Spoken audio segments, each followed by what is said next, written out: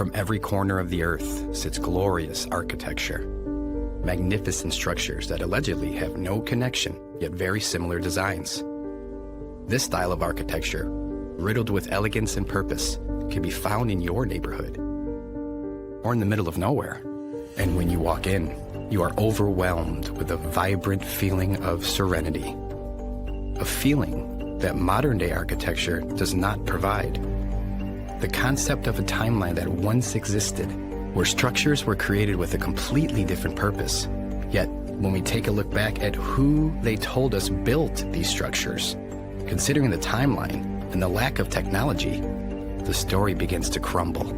And that story was taught to us all during a time when we were too young to question it. But when you shine an unbiased light upon the history books, you'll quickly uncover the lies of his story. But even before Rockefeller and his goons started the Board of Education, they already had our ancestors, and anyone who questioned their narrative would soon find themselves an unwilling resident of the original indoctrination camps. And where did they come from? Where did we all come from? If knowledge is truly power, then maintaining such power must rely on the absence of knowledge. Are you aware that every major city in America experienced a great fire? Candle fires that turned stone to dust, leaving behind a crime scene that resembles a war zone. Let's take a giant step back. Perform our own investigations. Question the history that was written by these victors. With a growing nationwide lack of trust for our leaders, it's time to discover the extent of the deceit and where the lie truly began. What's being kept from us is huge. And you're talking earlier about the architecture. I really like to encourage people to do their research in their own communities, because you really do not have to go far to start chipping away at what they've told us and ask yourself the question, is this even possible? Is it possible that X building was built in the 1890s? And they're giving us timelines of like a year. It was built in a year.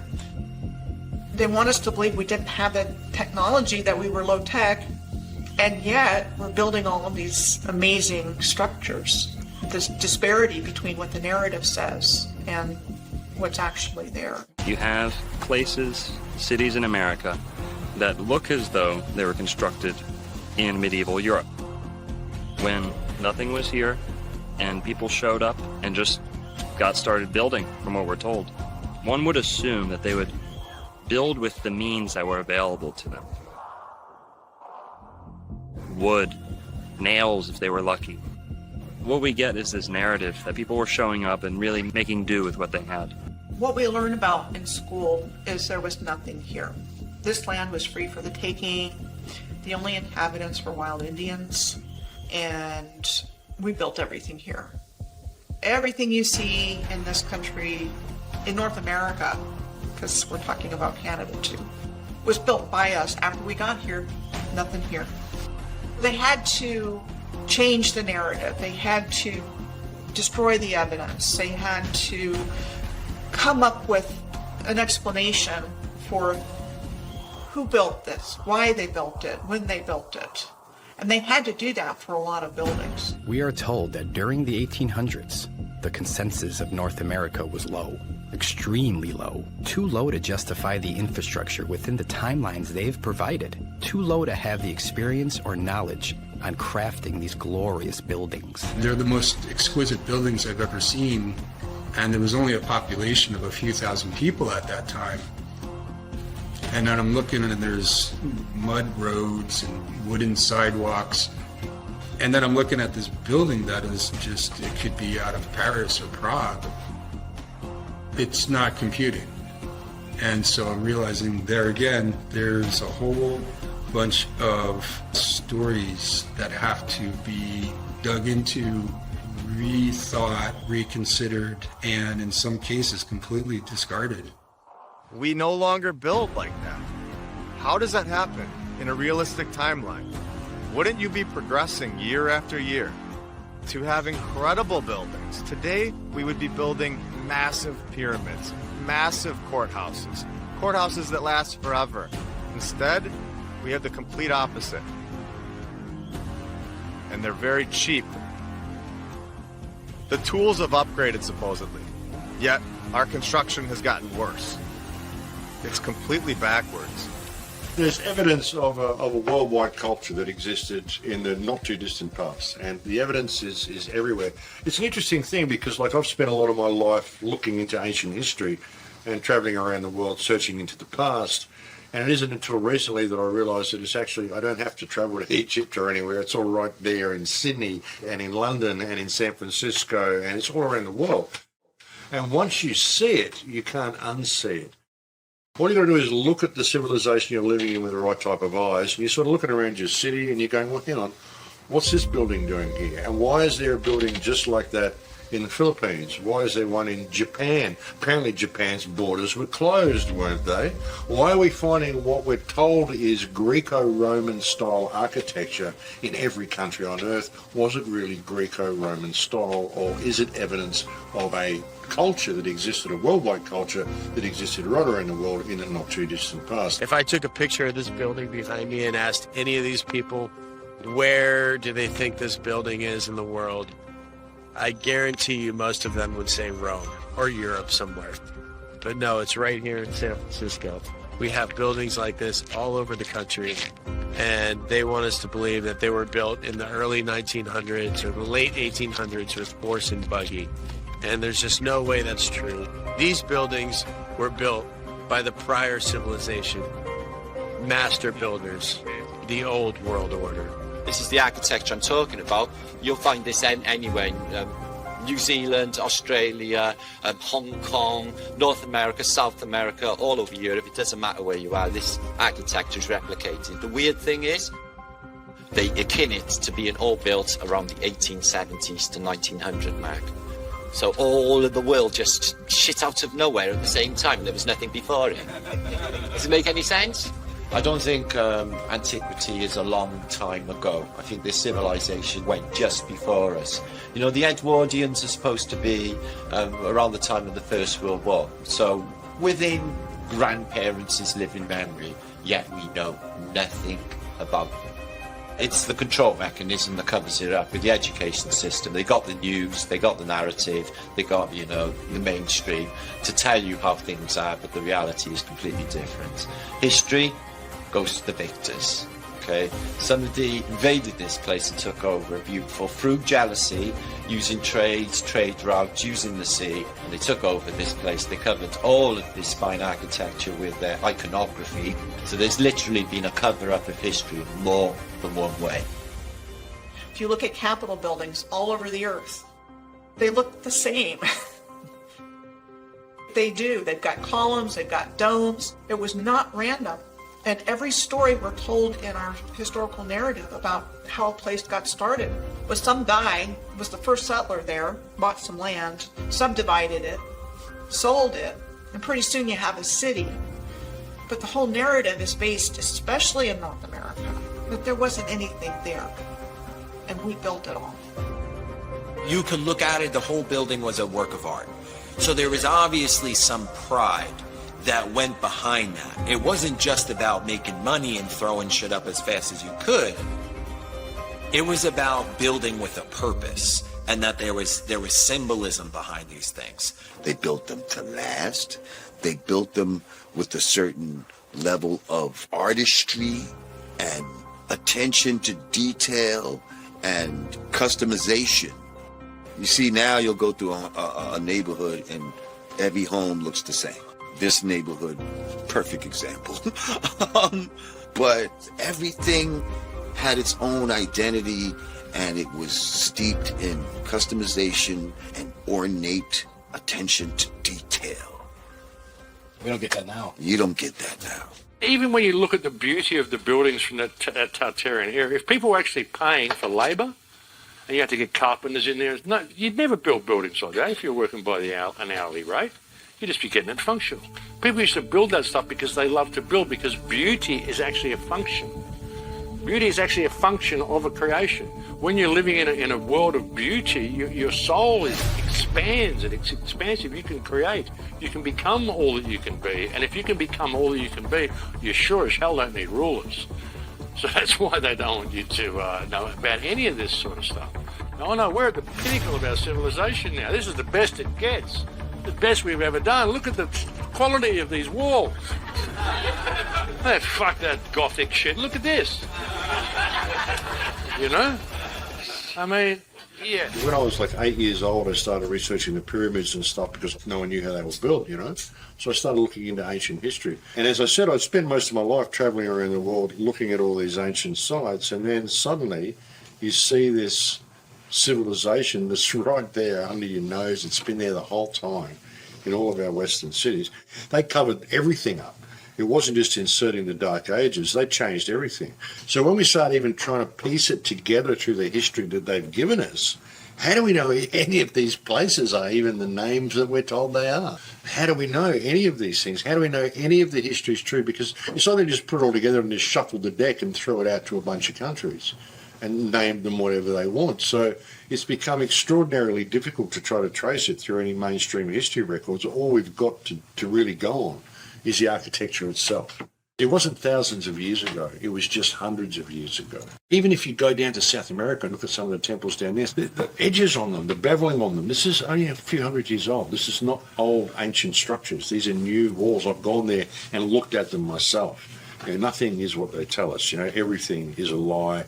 It's just how big the lie is. You know, and the bigger the lie is, the easier it is for people to believe it. There's a lot of architecture in the world today on every continent of buildings that are much, much larger than you would think people of our height would build. And so I gave the example of the Supreme Court building in Washington, D.C. as being one of those buildings. The Basilica, the National Shrine at Catholic University in Washington is another example. A huge, huge building. Look at the Texas state capitol. It's incredible. You've got these pillars around the whole area. It's kind of the same thing as the Vatican. I do wonder about Iolani Palace. How old is it? And one thing to look at is it took them 2 years, from 1880 to 1882. How did they build that beautiful, beautiful building? Was that building here longer?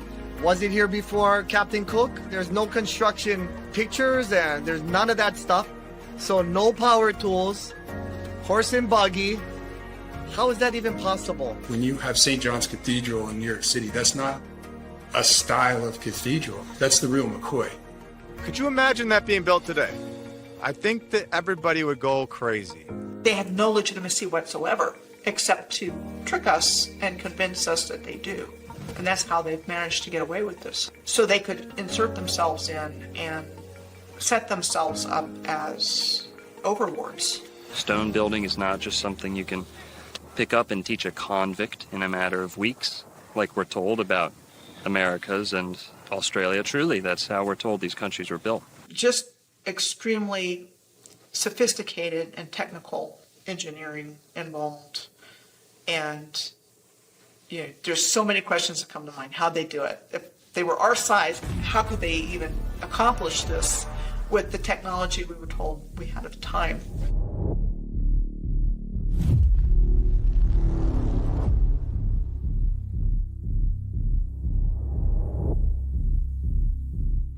You'll find many of the banks, post offices, government centers, especially 100 years ago, were facilitated in these large, glorious stone structures. So, number one, the rulers wanted the stronger, more durable, more imposing structures for themselves. That sends a message to the people you're ruling over. We're going to play a little game here with two alternatives, right? And you or I, whoever the person deciding between these two is, I'd like for you to pretend you're a world leader. You're not a good one. You're evil and you'd like to rule the people underneath your thumb. Or you're looking to maintain control over people. Bear with me and envision these two alternatives. In the first, we have the opinion, the theory, the teachings, the paradigm that man is nothing but a carnivorous monkey in outer space, floating on a rock for no reason, in the middle of nowhere by accident. And this all got kicked off 43 bajillion years ago on a Tuesday at 6 o'clock p.m. And they can determine this with their color star charts and then, moon dust and things like that, and going on to a long, vast existence of nothing, just surviving by instinct, on par with an animal. Justification for any morals, ethics, no real pursuit of true happiness, no pursuit of harmony and understanding here on the earth. And this is all what we're living today. There's no spiritual accountability. There's no understanding of beauty. Well, on the other alternative, on this side, we have a purposeful creation, a purposeful design to not only the human being, but the entire earth, the laws of nature. No theories, only laws ingrained into existence, woven into the fabric of reality by the designer, the creator, not in a linear sense, not, back then, this many years ago or that. It doesn't work that way. This is the fabric of what we live in. There is a value placed on beauty. Why? Because God has a beautiful creation. In order to return the favor, mankind has an impulse to create beautiful things. In recent times, this has been robbed from us, but nonetheless, it's in the soul of every human being to not only value beauty, to seek it out, to place a high, high emphasis on it. This is how the ancients maintained their ways of life. Geometric, proportional laws of beauty.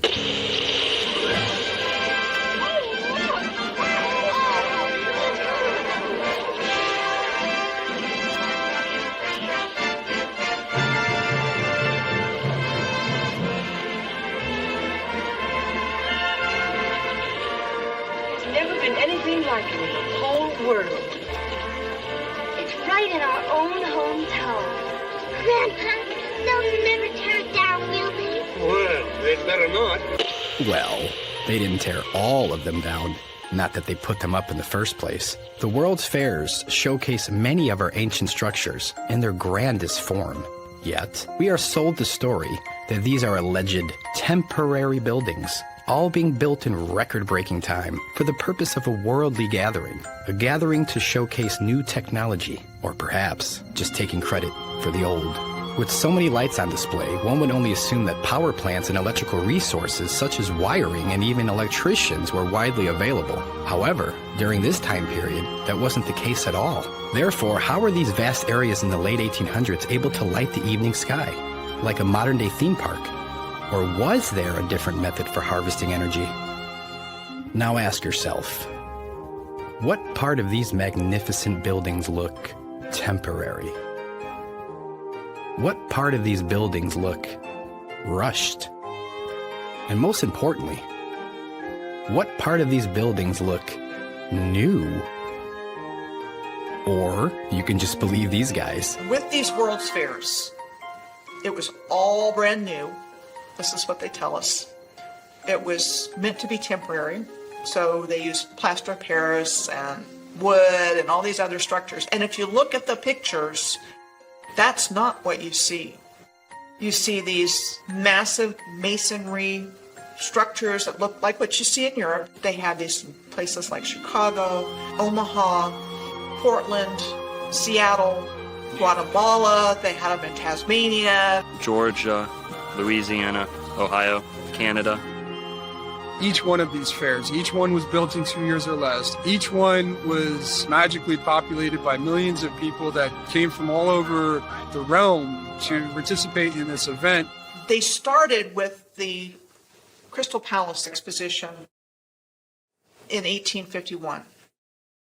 So what they tell us in 9 months, from the moment they conceived of it to when it was built, it was 9 months of getting it all together in this gigantic plate glass structure with fountains and trains and all the bells and whistles. Now, supposedly, they moved that entire structure to a different location in London in 1854, and that in the 1930s, that burned down. So, show pictures of this Crystal Palace structure, which is massive, and all the things that are there. We have to move that, no problem. Oops, it burned down, which is typically what happened to a lot of these World's Fair structures. If you can erase it from history, people don't see it as a potential future. And I think that in itself is, for me, the moral of hiding history, about hiding the old world. It just doesn't make logical sense to me to build something so grand and then just destroy it. Really, those was an excuse to take existing infrastructure, build some little bullshit around it, and then when you're finished with your so-called fair, it gives you an excuse to tear everything down and nobody questions. They might have built a couple of these buildings, and you can actually tell the buildings that they built because they look like dog shit. Now, we have buildings that can hold 10,000 people, huge, giant buildings that look like they were made for a larger race of people, where they say they built it in 2 years, 600 acres, which is, I think, something like 27 million square feet. It's absolutely insane, the amount of architecture they say they built in 2 years. As an architect and somebody who's been building my entire life, designing houses and buildings for 20 years or so, the time frames that they allow for just the planning, the idea that that could just be planned out in 2 years begs credulity. They had these ornate buildings with all kind of moving sidewalks and crazy technology. They had ill things with so many lights, electricity, when electricity was supposed to be a new thing and all of that. They had shit that was like something out of a dream, bro. Well, this is the exposition thing. We're fully electrified. You know, some of these examples, they're electrified before electric was a thing. You know, the first electrified city was supposed to be Buffalo. First electrified building was supposed to be J.P. Morgan's in New York, all attributed to Edison. But these things, you know, some of them 1890s, fully electric, and it would have been free energy. They didn't have massive plants to generate electricity. The first one in America was in 1876, and that was the Centennial World's Fair in Philadelphia. The one in 1901 in Buffalo was a major one. The 1904 in St. Louis was the Louisiana Purchase, and then the Lewis and Clark was in Portland the following year. If you define the word exposition, it's telling a story. It's setting the stage, the narration. So these World's Fairs were used as, this is the narrative that we want people to believe and go home with. The World Fairs served to get people with the new program. They said, trains, incubator babies, this is the new norm. Fast forwarding people into the modern industrial age. Everyone's wearing the same beaver hats. Everyone's wearing the same three-piece suit. You know, it seemed like individuality had ceased to exist. The World's Fairs served the purpose of indoctrinating. The World Columbian Exposition was one of the most superb. In Chicago, Illinois, formerly known as Chilaga, had some of the most beautiful stone masonry in the world. The area was nicknamed the White City, as each building was strategically painted bright white in an attempt to hide the inevitable aging of the structural entity. The mainstream narrative would lead you to believe that these megastructures were designed by the most educated and experienced architects. Right? The architect, he didn't have any formal training. What on earth would give you that idea? Isn't that what the website said, right? So your website. Your website said that the architect of this building has no formal training. That's... Here. I find that implausible. This is your website. We all do. That's why. I'm not sure if there were even any schools of architecture back then. How did they know how to do this, though? That's what we're asking. This is not built for dinosaurs, the Field Museum. It was built for something else. It's not to show off the fake dinosaur bones. It was for something else. When you walk inside, you can see the doors are much bigger than the size we are. It's nothing like what we build today. The Museum of Science and Industry, which was the arts building, the fine arts building. And they make the argument that that was a temporary building like all the others, and the public liked it so much that they rallied to save it. So what they did is they went and rebuilt it out of granite and marble and copper and all the permanent materials that we see now. I think these are children's stories that they give us. I don't understand at all how serious-minded people can accept the story that says this building was built exactly as we see it now, but with temporary materials.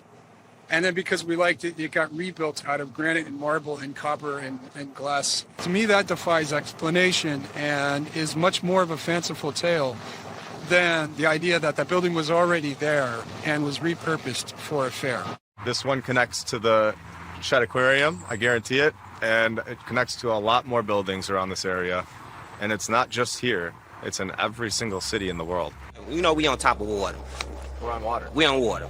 So we on top of water. You go in the basement, you will hit the water, hit the wall, and then sometimes when it rains, because the sewer be flooded sometimes, the water come in the basement, flood the whole basement. Oh my God. Thoughts on that? That's exactly what we're talking about. Before we leave it, press them on that. What do you got on that? Okay, so there's massive tunnel systems throughout all of these buildings everywhere in the world. Yeah. So you're telling us right now that there's tunnels.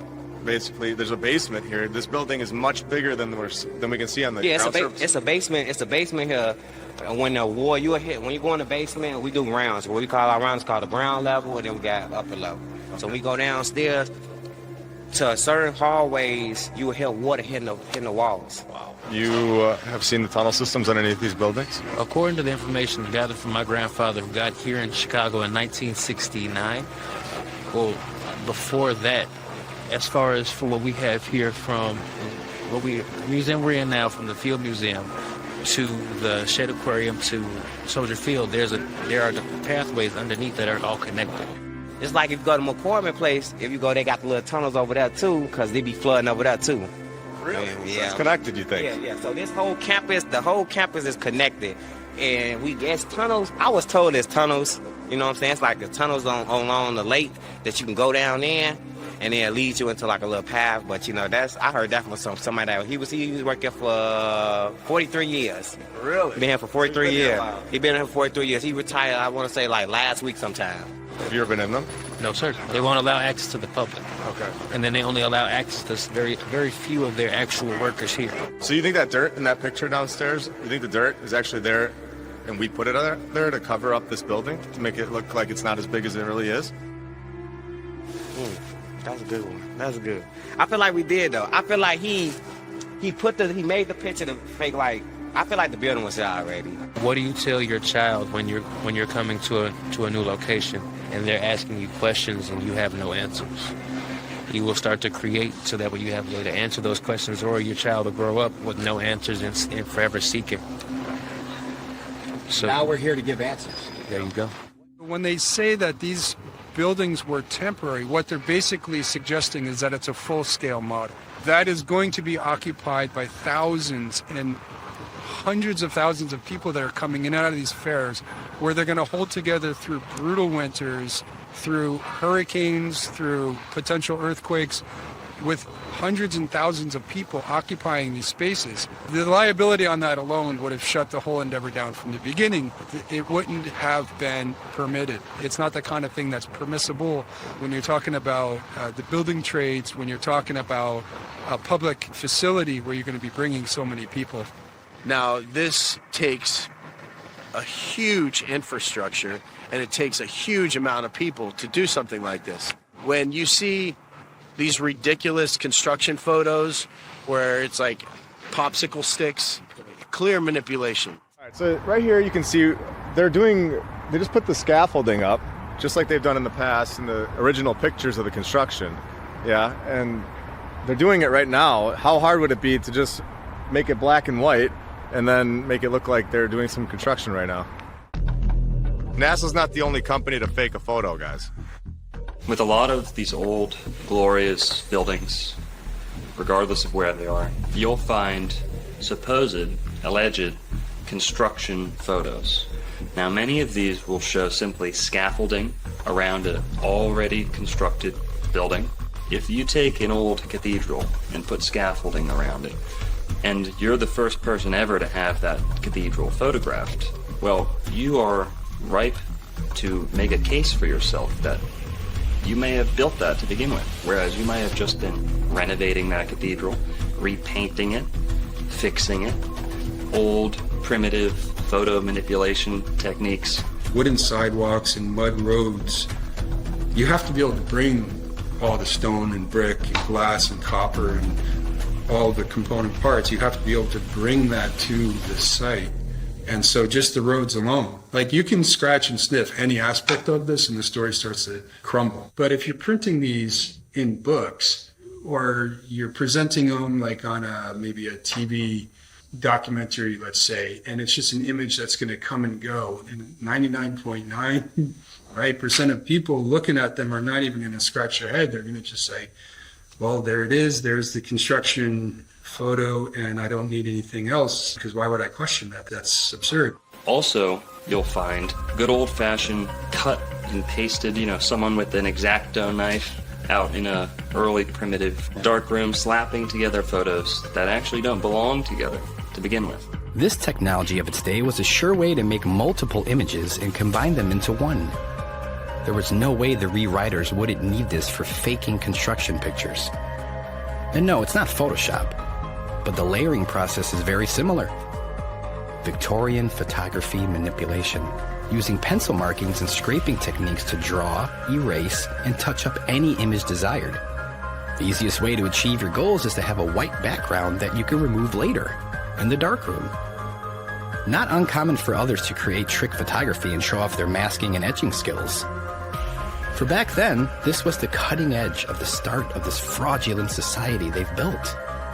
They take an already completed building and they whitewash the skies. They call it vanilla skies. They'll blotch out the sky and cut away from what they want to leave in the photo. They can cut away what was there and replace it with a gray or white vanilla colored sky. Vanilla sky, where the background is cut out and you can see the crop marks. You can zoom in and see where the edge of the building there's a little bit of a blurry edge.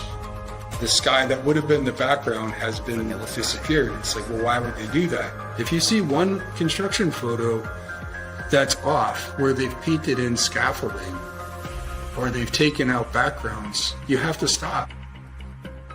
Why did they go to the extent to do this? You have to ask the question. And if you see hundreds of photos that are done this way, you have to realize this was an industrial scale effort to create a narrative. Exquisite masonry buildings were built in 1 or 2 years. These take time. I mean, you put 1 or 2 years just into the planning. Well, before that, you have the engineering piece. You have the design. You're not just getting a bunch of artists and builders together and knocking these things out. There's architects involved, so there's the design. Then there's the engineering of it. All of this takes time. These buildings are years in the making. And especially when you're crafting every single corner of it, like what we're seeing every doorknob, every cornice over a window is celebrated. And this is why the architecture is so beautiful. It's an architecture of celebration. You have to ask yourself this. Why is there such a lack of construction photos from the inside of the buildings? The outside's incredible, but the inside is built like a palace. There's such a lack of photos from the inside of these buildings, and they're incredible. When you had the Kleksinski building in Chicago that took 14 years, and then you come back and you look at the one before that, the Federal building, built in 7 years. How is that possible? They're not going to be able to bring these things all the way up to the top, get these people that have no training, and actually create this amazing thing that lasts forever. In a timeline where they tell you they were riding around on horses and wagons, where this should not be accepted. It's just not going to happen in the amount of time that they're telling us. We know people cooked the books in other areas. We know people have manipulated photos for the sake of deceiving people, just like NASA does. This isn't a new thing. It's an old thing, but it's still being done today. You find photo manipulation. Now, CGI, the techniques have developed substantially. But back then, they thought they were at the cutting edge. They didn't think that they would be caught on to. Or maybe they didn't care. Like, by the time they figure this shit out, who cares? We'll be long gone, and who cares? They have their stories. Everything has something to explain it. within the last 100 to 200 years. I even called the Illinois State Archives building, and they didn't have information on their own courthouse that's located within 1 mile of itself.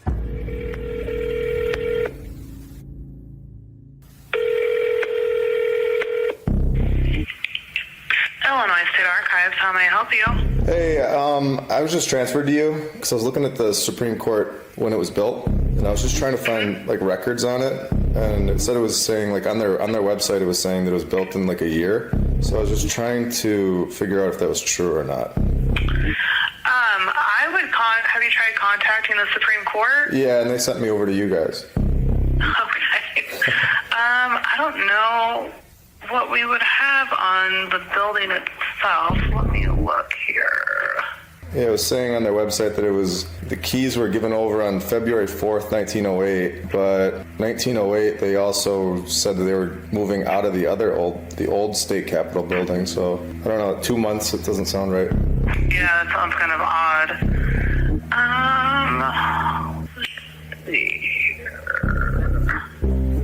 I don't know if we have anything on the building itself. The stories that we've been told are basically just that. They're stories that we're repeating over and over, and we're just regurgitating what they've been telling us. You could either choose to believe it, or you could choose to research and see the truth, that these are buildings from the past civilization. I'm standing in front of the sunken ship parking garage, which is in the exact spot as the Occidental building. Now, the Occidental building was built supposedly in 1882 and was destroyed in the Great Fire. That was a giant masonry, massive 3-4 thick wall of just solid brick and stone that was somehow burned down in a fire. So this is what the modern era rolled out for us. We have the sunken ship parking garage, which is just kind of a thumb in the nose of this world that we're living in now. Yeah, salt in the wound, but I think it's just good that we remember the past and know what used to be there and the glory of the old world as it was. On a lot of these old glorious structures, you'll start seeing old cheap banners, signs just kind of get slapped on to these old glorious stone buildings. They simply don't fit together. These buildings were not intended to become money-driven establishments, and those they kept turned into such. It's funny that we never hear through the passing down of generations stories regarding any of the difficulties a nation would face building a magnitude of stone and brick palaces. Why are none of our grandparents or great-grandparents ever speaking highly of these buildings? If they were truly built in the early 1900s, do you think one of our grandparents would have been like, yeah, I was at the site and I'm so proud of building that? Or my friend, I knew somebody and he was over there building that building? Not one time. Does that sound odd? In order to build some of these buildings in a year, you'd have to have hundreds of people, like daily, sleeping there. You'd have to have people with houses located on site because they got their horse and their wagon. Are they traveling home at night? Where are these horses staying during the day when they're building these buildings? And it's just, the story doesn't add up. If it was really truly built, like they say, then there would be so much proof. And sorry, but saying that a photo wasn't available or hard to take back then, that's not going to cut it. You've taken a photo before. Why couldn't you take another one?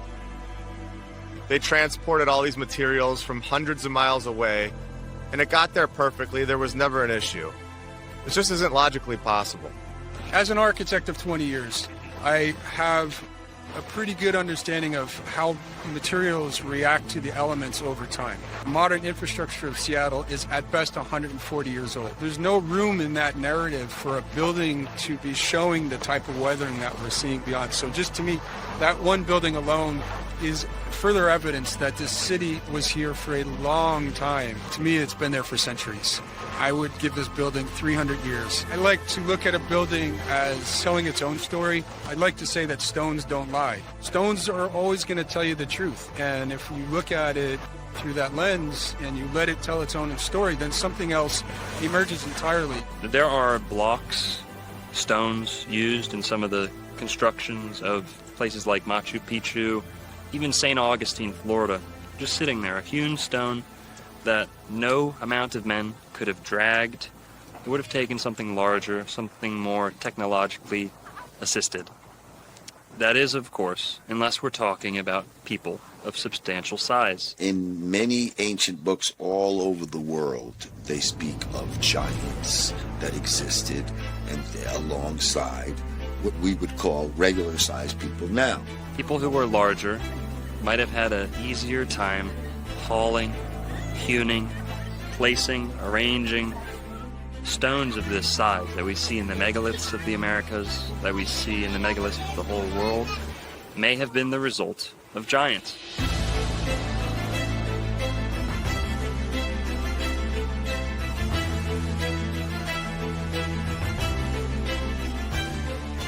If you're using critical thinking, it just doesn't make any sense as to why build at such a large scale for people our size. That's the weirdest part, is when you have doorways in random buildings that are too big. They're 20 feet high. Why would you build a door frame that's 20 feet high for a population that is so small? Why would a regular-sized human, not just why, but how would a regular-sized human make something so massive? It just boggles the mind. Why do 6-foot men and 5-foot women need that? We don't do that. We build door frames that are proportionate to our size. They're just absolutely huge. No sense whatsoever. Church is exactly the same. They have just massive doors, and just like you go through a little door here to get in there. I noticed when I was in Europe last, they had some doors that took photographs of, and the lock on the door was up here. Yeah, the taller people.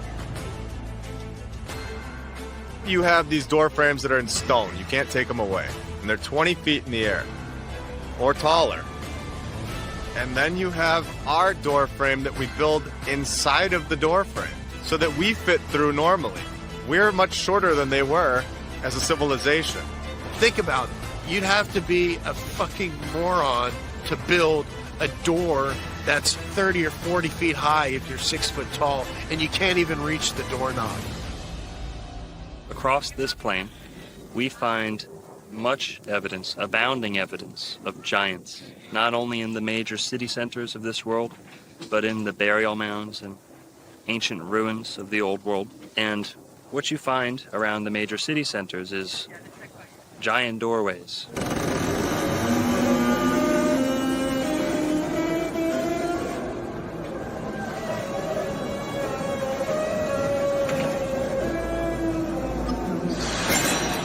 We had giant books. We had giant helmets. We had giant knives, giant samurai swords, giant rifles. We had giant shoes. We had giant crowns. We had giant typewriters, giant bells.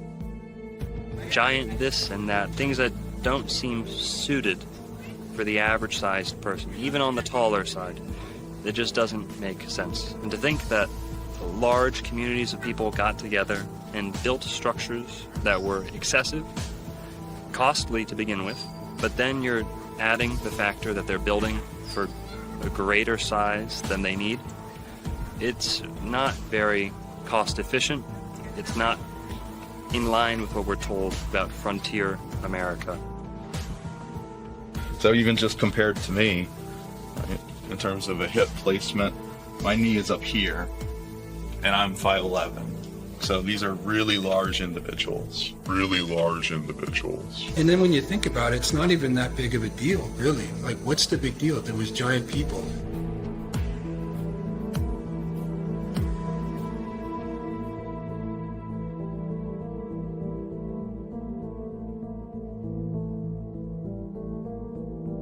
I mean, I've seen some of the unearthings of skeletons of giants and all this type of shit. Like, and what's so funny is, you know, people will dismiss giants even though there's a myriad of evidence to, at the very least, suggest that they existed, right? but there's nothing that would even suggest that dinosaurs fucking existed. And y'all motherfuckers believe in them. Okay? If you were to find giant bones like that. Oh, give me that. That's yeah. That's the femur of a velociraptor. Get the fuck out of here. This is bullshit. The Smithsonian Institute has the bones. They found this at Cahokia. And there are articles saying that they took these bones from St. Louis area and put them in the Smithsonian Institute. They're not telling us that they have them, when really we know they're either in the basement or they destroyed them or threw them away. There's so many news articles from the 1800s and the early 1900s of them destroying or disposing of these bones into the ocean. They had to cover it up. There's no room for giants in their new world, and they have to lie to us about it. They had to write the storybooks telling us that we came from monkeys. I think everything was bigger. I think everything was much bigger. I think there was more oxygen in the air. The trees were much bigger. The places were much bigger. They were better. They had all the technology. These people may have left or may have been killed off. My opinion is that they went for more land. I don't think they're allowed to be here. I think this is all an operation to repopulate this place and to be controlled by the leaders, so-called leaders. If you go back to the biblical scriptures, when the Nephilim came about from the fallen angels breeding with the daughters of men, they bore giants. It's in black and white, it tells you. Yep. There's plenty of evidence physically we had a race of giants. We are not that race. We are a different race. Yeah. We are a different set of people. I think we're cohabiting. I think they were doing the same time. Most of them play basketball. Yeah, man. Well, that's it. They're in the kind of Globetrotters undercover, aren't they? Talk of the Nephilim going into, having sex with regular people and creating some sort of mutants and all of this type of shit. Training Shaq's grandpa. Yeah. You're right. Big ass tall. Yao Ming's grandpa. We see a lot of tall people in the NBA and all of that. Is this a remnant in the DNA? It's a fact that there were giants. It's not a conspiracy theory. I mean, we have proof of this. What makes more sense? You have a civilization that's short and tiny and riding around on donkeys, or you've got a tall, very strong population that's smart and capable and have experience that are building these cathedrals and basilicas. The places that are built are massive. It's proportionate to their size. You find skeleton after skeleton exhumed from the mounds of America, from the mounds of Florida, South America. Go over to Mesopotamia and you'll find the same thing. Giant people buried under the ground. And these were whole races. These were not, one guy who gets gigantism by accident. There's still giant skeletons, giant skulls that are being uncovered randomly, and the push is really to completely discount that and say, nope, not true. But the 19th century is full of the findings of giant bones. Didn't happen a long time ago. This happened recently.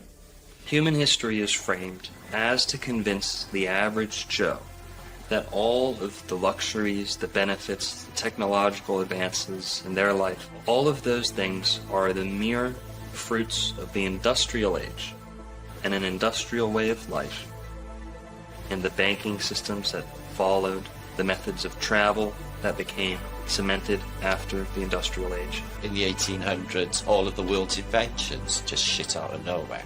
Okay, so you got literally everything from the Underground Railway to the railways, the transport system, modern shipping, the modern trades, banking, the whole thing, everything just arrives, around maybe the 1850 mark, when records started, coincidentally, because all of our birth records were never official until 1850. Before then, they were in church parishes, and they were highly controlled, as is the information in the church.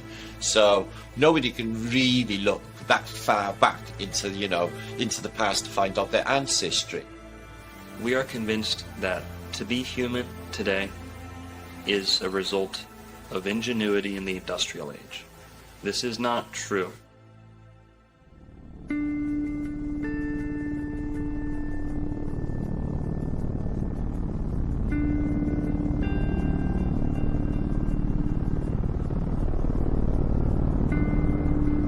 another element of history they've conveniently helped you forget about.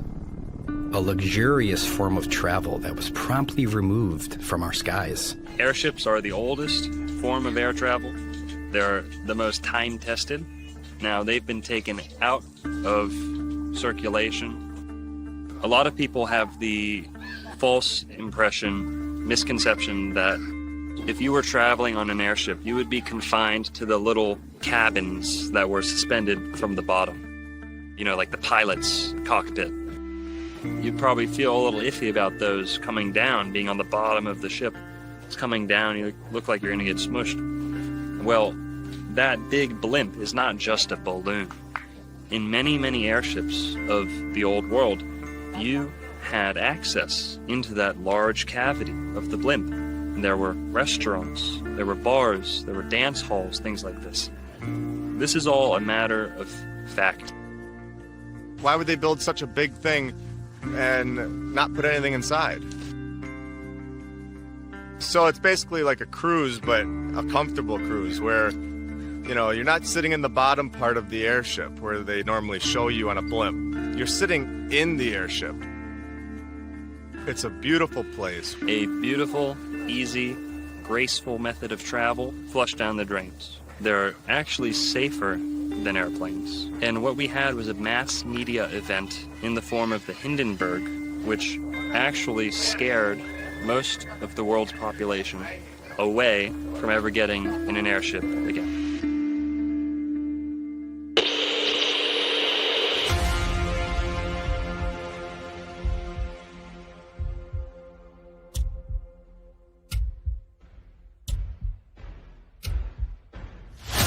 It's starting to rain again. The rain had slacked up a little bit. The back motors of the ship are just holding it just enough to keep it from... It's burst under flash. Get it started. It's right and it's crashing. It's crashing terrible. Oh my, get out of the way, please. It's bursting into flames and it's falling on the mooring pads and all the folks between it. This is terrible. This is one of the worst catastrophes in the world. Oh, it's like 400 or 500 feet into the sky, and it's a terrific crash, ladies and gentlemen. The smoke and the flames now, and the flame is crashing to the ground, not quite to the mooring mast. All the humanity and all the passengers screaming around it. I told you, I can't talk to people. There's fish around there. I can't talk, ladies and gentlemen. Honest, it's just laying down massive smoking wreckage. And everybody can't hardly breathe and talk and screaming. Lady, I'm sorry. I can hardly breathe. I'm going to step inside while I cannot see it. Darling, that's terrible. Listen, folks, I'm going to have to stop for a minute because I've lost the voice. This is the worst thing I've ever witnessed. Oh no, can't do this. They're dangerous. With the footage of the flaming Hindenburg, falling out of the sky. Nope, no more airships.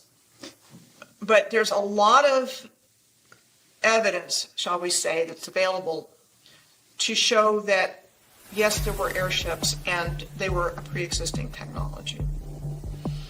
And one of the ways that they get rid of things is to say, like, it's unsafe, safety hazard, we can't do this anymore. And I don't want to be flying in that again because there's just fire up in the air and there's no way I would ever travel in that again. So I'd rather pick to be in an airplane. Let's stick with our helicopters and our airplanes, and we're going to can airships. What's a more tranquil form of travel? Airship or airplane? You can't tell me that everyone isn't terrified getting up on that tarmac and taking off on an airplane.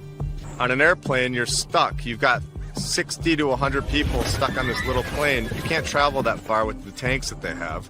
With an airship, you can travel very far, and you can travel with a lot of people. You could take mass amounts of people to these other lands that are much further than we could ever imagine. The airships of Germany were touching down in Opelika, Florida, for years. And Glenn Curtis, the man who opened up that Opelika airport, is a man embroiled in scandal So if anyone's telling lies here, it's those guys. Glenn Curtis was nicknamed fastest man alive for breaking top speed records on a motorcycle using gas engines. And he helped push gas as superior to steam and other techniques. He started slapping gas engines on airships too, and he helped get them off of other methods. Then he did the same thing with airplanes in direct competition with the Wright brothers. He tried to steal the Wright brothers' patents with the help of the Smithsonian. Towards the end, they started filling them with dirtier gas, trying to get them to be gas propelled. That was not the case. Many of these were steam. In some instances, just like a submarine. They can try and hide this from us a little bit, but you, the viewer, can go and look this up for yourself. The blimps were a lot more sophisticated than we're told. And going back to the comparison between airplane and blimp, they can literally and metaphorically bottleneck the costs of travel by only allowing so many people onto this tiny little tube that's traveling so fast, so dangerous. We'll let this go by. Speaking of modern day airplanes, You can only fit maybe a couple hundred onto an airplane when you could fit a couple thousand onto an airship. Number one, it's graceful, but number two, you can fit way more people. You can have way more facilities on that. It's like almost like a traveling city. So the airships provided something that airplanes don't. They were safer in terms of the speed of travel, the danger of landing somewhere you're not supposed to. To think, if your fear of flying is caused by open waters, in the case of an emergency, you would now have a way to safely dock on a boat. And a fear of landing could be comforted by a slow docking airship. Things like the Eiffel Tower, which we were told was built for a World's Fair, but there's Eiffel Towers everywhere.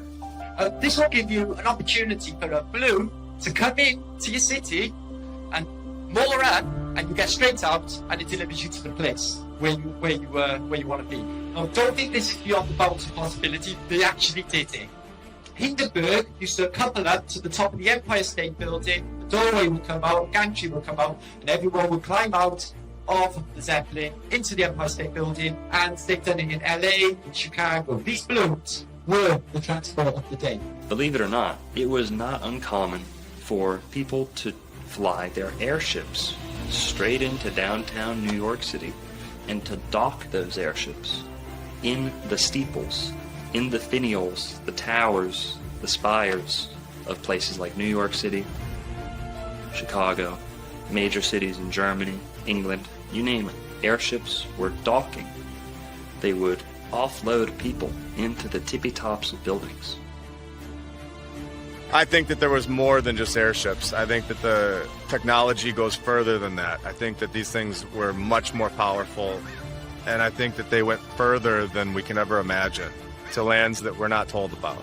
Behind the scenes, they are still making these, but we wouldn't have access for making our own. If you wanted to build an airship today, you can't, because NASA owns 99% of the helium.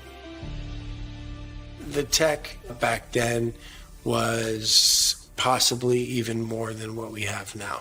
There's videos in the 1930s, 1940s of hoverboards and portable scooters that ran off of electricity. They used to have self-parking cars. Right when photography was invented, you have these electric trolleys running wireless around cities. 20 years later, they'd all be breaking down, then went on to wires, then went on to the slower Edison electric grid. And remember that they have much, much more than what they're giving us. They are slowly giving us back the technology that was once here, that they found from the previous civilization. It's funny, right? Because they drop it back in doses, pretend like they're the heroes to reintroduce it. But meanwhile, that very thing that was designed to create freedom and creativity within humanity is now spun to be used for manipulation and control. But it's dropped in those doses where we just accept it, and the line gets pushed further and further and further, and people just sit back and they're just like, this is life.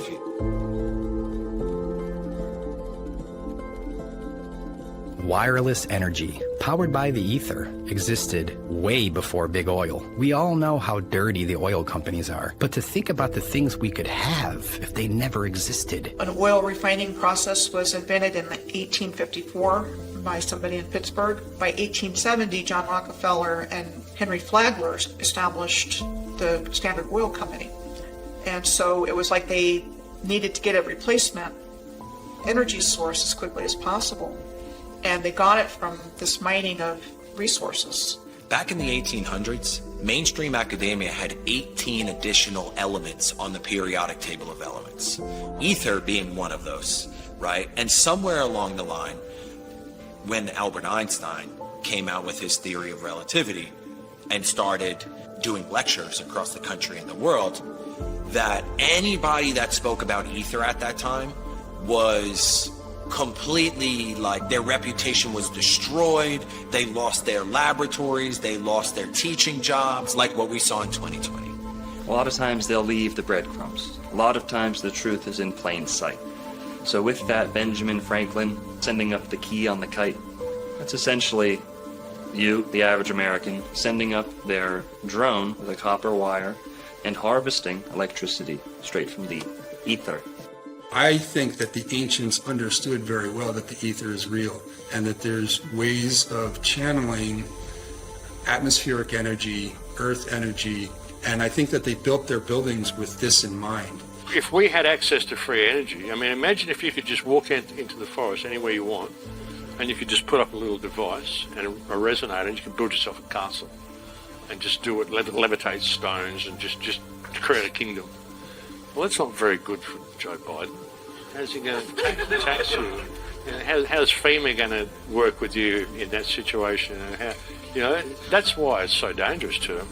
That doesn't work when you're introducing an electric system that is dependent upon a power source, a bunch of wires, meters, and your output that you're having to pay for, where you become dependent on a system of scarcity.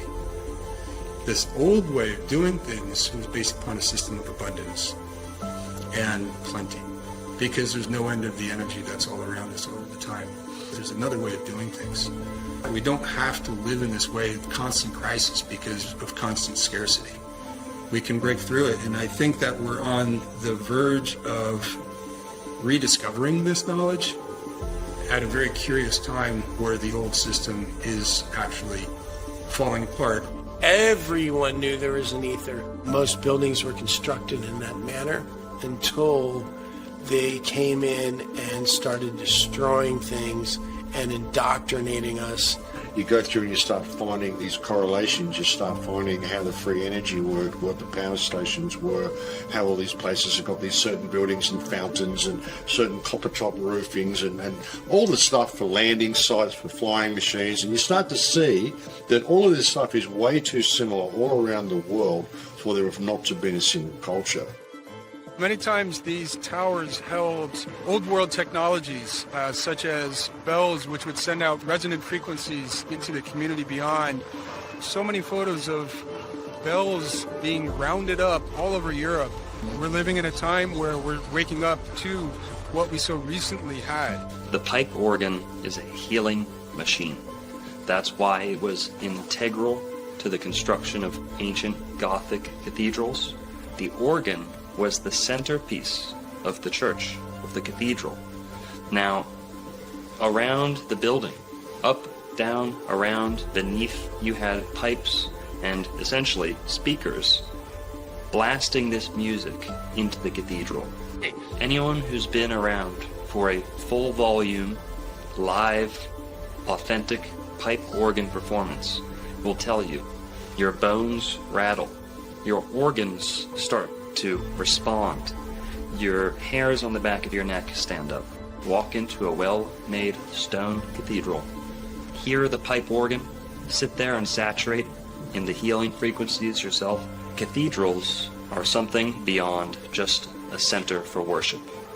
They are healing machines, and the pipe organ of the cathedral is just one tiny little finger of this whole realm that we're talking about. You've got starports which I call a gateway topic because the same structure exists all over the earth, have been given to us as fortifications that were built for these different wars, which made them military targets.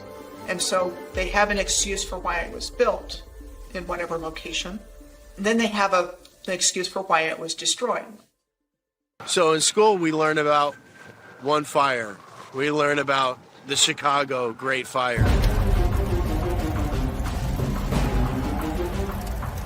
In the case of the Great Chicago Fire, there was a lot of fanfare over Mrs. O'Leary's cow kicking over the lantern. The legend is that Mrs. O'Leary's cow in a barn kicked over a lantern, and that caused the entire fire. And poor Mrs. O'Leary and her family had their lives ruined because of this. We only learn about Chicago. And I remember going to summer camp, and we're sitting around the campfire, and it's one dark night when we were all in bed. Bum, bum, bum. Old Miss O'Leary took a lantern to her shed, and when the cow kicked it over, she turned around and said, there'll be a hot time in the old town tonight. Fire, fire, fire. And we would yell fire louder and louder with each verse. And we do this like 10 times to where it was echoing back to us across the lake. And now when I think about it, it's like how many kids growing up in America were singing this song about this stupid story. What I realize is that it's like an incantation and it's spellcasting. Where did this song come from? It's a story that they wanted the population to come to embrace and believe as part of the founding mythos of the country and who we are as a people. Well, lo and behold, as an architect with the keen interest in history, I come to find out only within the last few years that there were fires in every major city. And then I come to find out that it's not just wooden shanty town built out of matchsticks. We're looking at city after city after city with photographic evidence showing masonry buildings of the most exquisite type. Philadelphia, New York, Boston. You come down to Florida, Jacksonville, Miami. Every major city at one point was burned to the ground. Believe it or not, these were stone cities. These were megalithic stone cities, ancient metropolises that were burned down as if they were made from wood.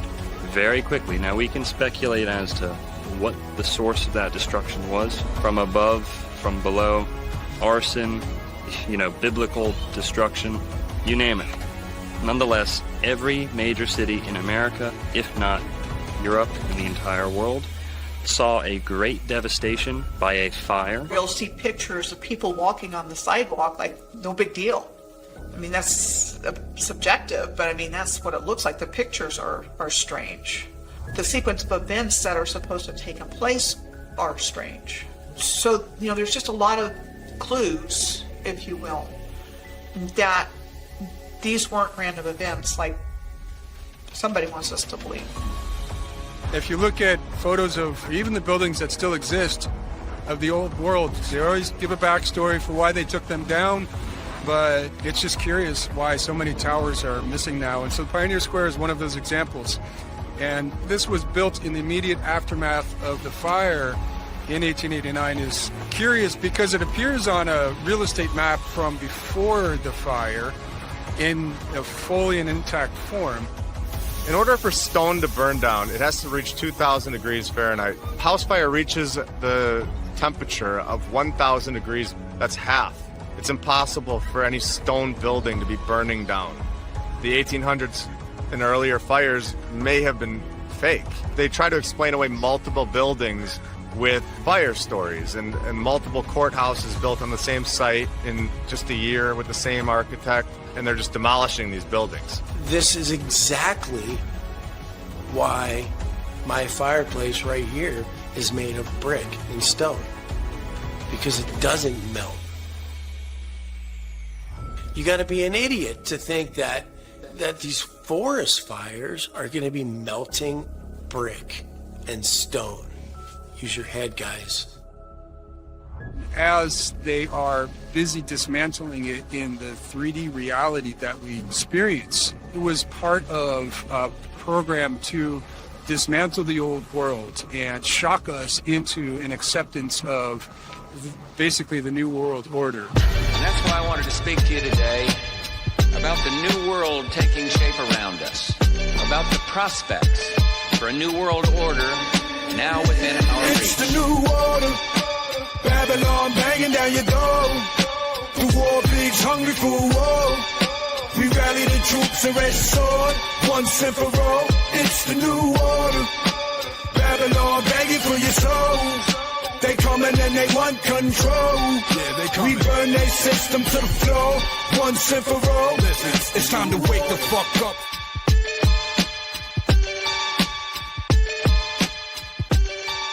So you had what I would call the reset of history according to a very specific narrative. I mean, it didn't change very much. And using the media like they do today to publish it, print it, this is what happened, these are all the details, these are all the people involved, we got it down on record. So again, they're saying, okay, everything was built out of wood, like a Hollywood movie set. Didn't hold up, it caught fire. So we came in and we built all of these beautiful structures to make sure they wouldn't burn down again. And that is told repeatedly. You look at any major city, they suffered this same fate. And I don't think it's a simple matter of, oh, they were just so stupid. They didn't know. They put candles all over the place and let their cities keep setting on fire. The stone courthouses, the stone banks, into smithereens. Now in Jacksonville, we actually had a fire where there are first-hand accounts of people who were escaping the fire, and once they thought they had escaped to a safe distance, were watching the fire, because that's what people used to do back then. It wasn't much of a fire department. They just said, well, it's burning, just time to take photos and watch.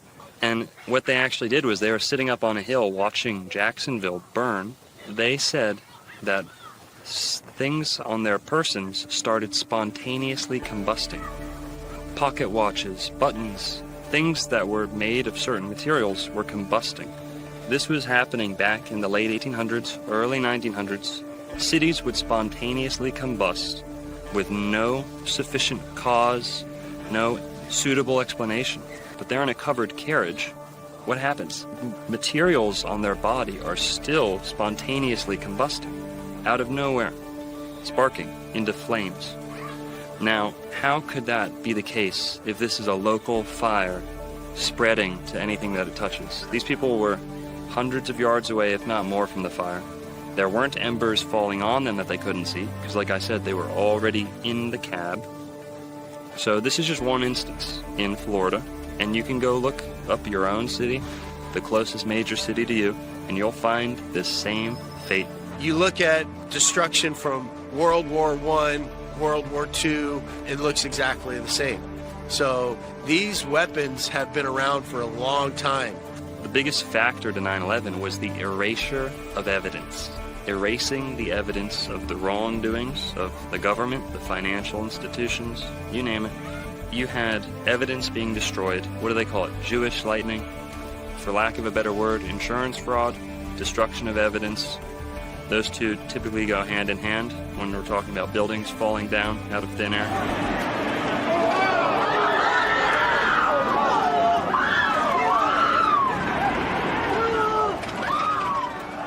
Seattle burned down, the downtown. 2 months later, Ellensburg, which was at that time a major city in central Washington Territory, burned down.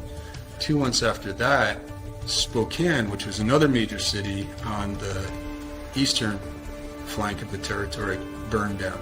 And when I discovered that, I just went, hold on a second. Like, there's something else entirely going on in the backstory. It's like they want to get rid of these beautiful structures. And some are still in use, but the ones that are inconvenient to the narrative, they just want gone. And there's also probably a component of the energy grid in all of this as well, because they keep what they can use, they keep what benefits them, and at some point they determine, okay, we don't need that anymore. for whatever the reason. Part of the story of the fires is that the fire chief wasn't in town at the time. He was away on some conference. And so the command structure was broken. So the mayor at the time in Seattle was the one that was calling shots. And he was making decisions that they should go in and make what they call fire breaks between buildings, meaning actually bringing dynamite into buildings and blowing them up. And that's acknowledged. And that's acknowledged in Boston, the Boston fire, in city after city, what's called a tactic to contain fires. And then they often say, well, look back in retrospect, maybe it wasn't the best idea. Well, what was causing these fires and what was causing this type of damage in the first place needs to be examined. So when you have a broken command structure and somebody else is calling the shots, that's really curious to me because that's the same thing that happened in Lahaina. The wildfires that swept through Maui are the deadliest in U.S. history in more than a century. On social media, people are speculating about what could have caused the fires. One trending theory is that the fires started due to an attack from a directed energy weapon. They're weapons like lasers that use energy fired at the speed of light to damage or destroy targets. According to the U.S. Government Accountability Office, many countries, including the U.S., are researching their use. It was in this quiet little affordable housing act on the side. Truly, it does look like only the places they wanted. Safeway didn't get hit. The gas stations didn't get hit. They knew what was going to go where. It's either they did it from the top with the laser energy weapon, like others say, or it came from the bottom. But one thing was crazy is that over 24 hours later, they were still letting the fire burn. The fire was blowing so fast, the wind, it said it moved 1 mile in 10 seconds. I would think in my head could move 1 mile in 10 seconds. Some kind of boom one time, the whole place. With the fires from Maui, I've got in my head, these rows of cars that are just completely burned. Honestly, none of it looks like a fire. It looks like it's been destroyed with like some weapon or something from an angle. Just completely destroyed by a direct energy weapon. Just buildings sliced in half. You have melted cars. You have melted everything. I mean, it just completely looks like a war zone. Send a laser from a directed energy weapon against the community and then step back and say, oh, that was natural, or too bad, so sad. And all those people are left homeless and they don't get any help. And people aren't being allowed to get out of there. When it's happening, they're jumping in the water and poof, and everything looks like, cars are burned out. And people are going, whoa, what's going on here? And they're not getting any answers. And the current administration also has the slogan of Build Back Better, which was the excuse given for these other great fires. Well, everything was wooden. So look what we did. We built it back with this solid brick. I think what we're seeing now was never supposed to happen this quickly. I think all of these things were supposed to happen without us even being aware of it. I can only think, why else would you want to do that? It gets rid of everything. There's no fingerprints. There's nothing. It's done. There's nobody to talk. They get rid of all the buildings. What stories is there to tell? His story is what they're going to tell. It's what they did tell us. Distorting a timeline, laced with cover-ups and preventing public awareness of our own cities being destroyed. How powerful are these weapons? And when did they truly originate? So this frog should have turned to ash. It even has some ashes on the bottom. It's kind of gray. And it got a little bit on the edge of some heat, but it didn't contort it or anything. It's just perfectly symmetrical, petrified. And it seems mostly hollow, but the skin is totally solid and intact. There have been a lot of people that have been talking about the subject of meltology. And my take on that and other things is that's part of it, it's not all of it. And what I believe is that there was a directed energy attack on the Earth's grid system that blew out the grids. And that caused swamps, deserts. It caused land to just shear off and fall into the ocean. And that would have caused melted buildings as well. A really good example on top of my head is a place called Red Rocks State Park in California. It looks melted. And there's other examples as well. So my belief is that there was just this massive surge of energy. So that surge of energy could have been from multiple sources and just went through the grid system and just blew everything out. When they came here, this was a destroyed and ruined landscape.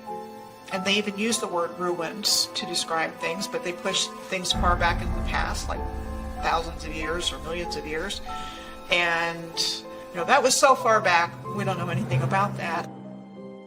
The Earth was terraformed by a highly advanced civilization. And so things we think of as mountains, like the Rocky Mountains and hills, are actually buildings.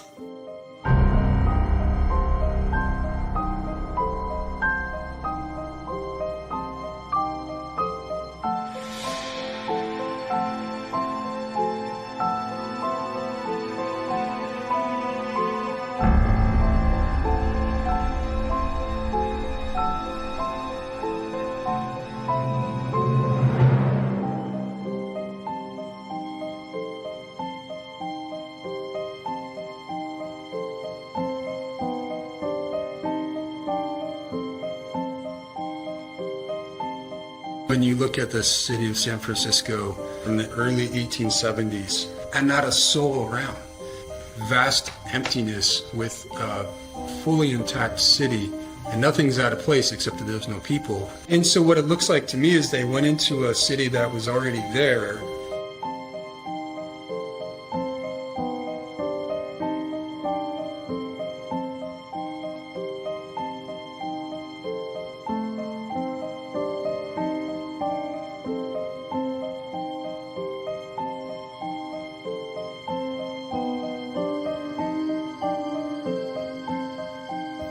Empty.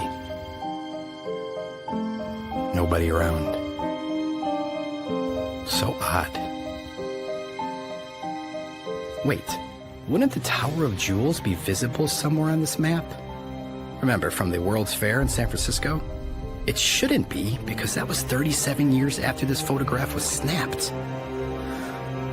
Oh, yes, of course. It looks like it's already there.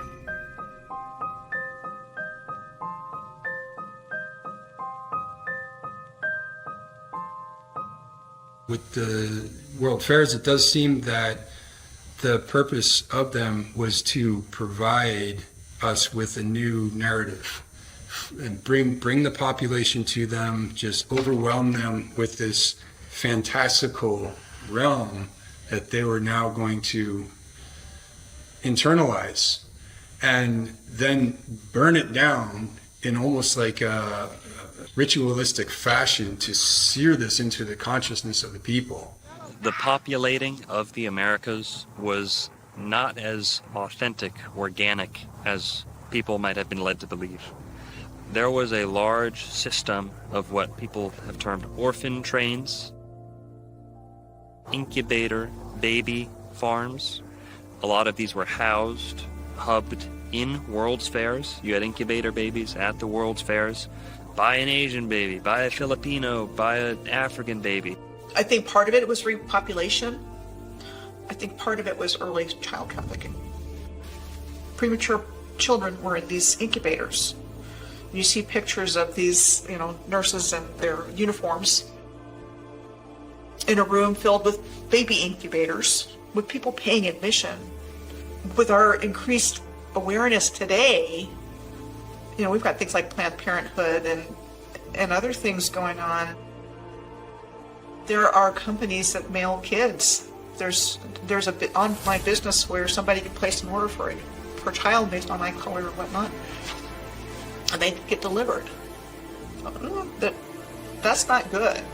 And I think it's the same idea that there's this harvesting of humans going on, without our knowledge and awareness, and unspeakable things happening to children, that got its start very early on because the same families are behind it. And you would see this mass migration of orphan trains and orphan boats, and you're like, first of all, where are all these fucking orphans coming from? How many orphans were there in the 1800s? Why? So everybody's learning this thing at this young age, and everybody has to go by these new set of structures and new set of rules. They have to learn this new history that everybody isn't really agreeing with, and then anybody that's not agreeing with, they have to go to the insane asylum. There is the orphan asylums for the children and the insane asylums for the adults. Now all of a sudden, John D. Rockefeller comes out with a board of education, and all of the children are sent to a public schooling system to learn their new history. What better way to trick a society than to take their children at a young age and teach them exactly what you want them to know? If people just realize that if you don't understand the past, you'll repeat it over and over again. And it prevents people from going to progress in the future. And us as a collective species, we have to get to the nitty-gritty of what really happened, what our true potential now is as a collective civilization. Because we can't rely on those people anymore.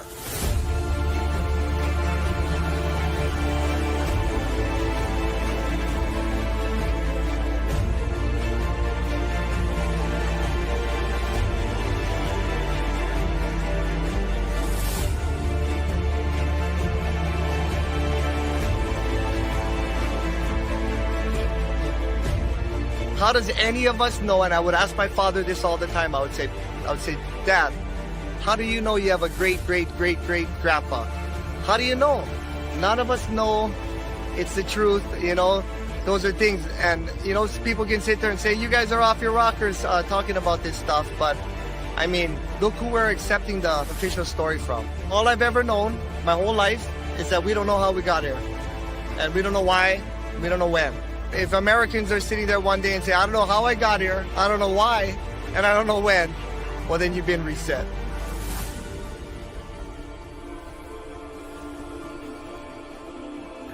Don't believe what we say.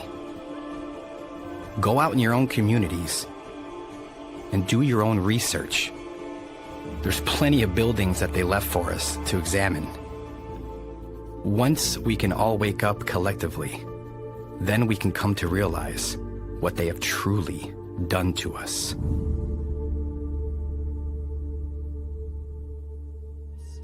Shout out Hibbler Productions. Check this old world order stuff out. Here you go. A true gem. Firm Fam 2024. Sift through the lies of indoctrination. Ancient civilization laid to wasting. More I scratch at the surface, more I'm facing. Hidden no world, advanced not cavemen. Free energy before the lies of the Masons. Flip the script and change the whole situation. American cities found not created. The tech of the giants, colossal creation. What lies had they hid from us in plain sight? The power of the ethos to feed them free light. Structures weren't built by horse and buggies. Huge slabs of stone, masterful, not ugly.